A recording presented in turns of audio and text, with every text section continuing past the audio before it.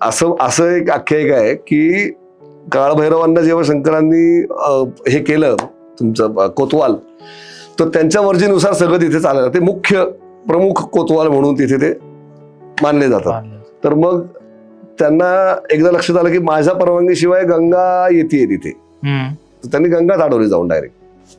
तर ते म्हणले अरे शिवाला भेटायला शिवाने धारण केलेलं आहे मला. ते म्हणले हो ते सगळं ओके, पण इथं तुझ्या ह्या आनंदवन आहे, तुझ्या येण्याने तुझ्यातले जे काही जलचर प्राणी कीटक आहे ते डंख मारतील, आमच्या लोकांना ऋषी मुनींना त्रास होईल, तू नाही यायचं इथं.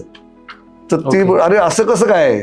नाही नाही माझी परमिशन नाही, मला तरी वाटतं की मी या क्षेत्रपाल आहे, मला ते रक्षण करता म्हणून नेमलंय, तर मला नाही असं वाटत की तुझ्या येण्याने इथं काही आनंद होईल म्हणून किंवा आनंद राहील. मग गंगेने शंकराचं स्मरण करून त्याला ती बोलवते की अरे हे का असं, मला असं बाबतीत का होतंय.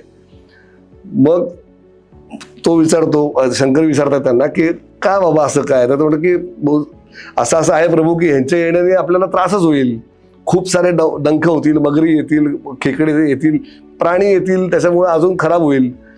तर शंकर म्हणतात की अगं बरोबर आहे म्हणतोय हा, की इथं तुझ्या येण्याने जर उपद्रव वाढला तर मग जी शांतता जो आनंद आहे तो त्याचा नायनाट होईल. मग कसं काय.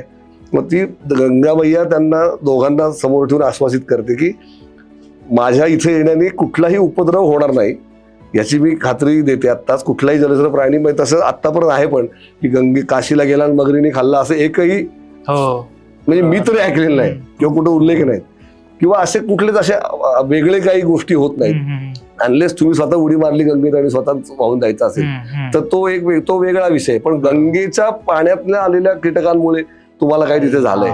मग ती ते तसं शब्द देते तेव्हा मग काळभैरव म्हणतात की